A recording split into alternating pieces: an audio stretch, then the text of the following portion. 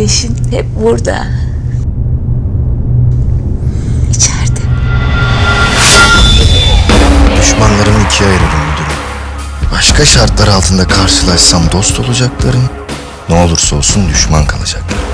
Sarp denilen herif ikincisinden. Sen kendini ne zannediyorsun? Hiç.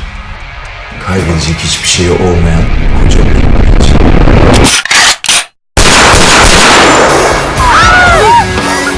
Ben kimsenin adamı değilim. Polis olmak için buradayım ben, polis. Gazeteci misin sen de? Ya yok, polisim ben.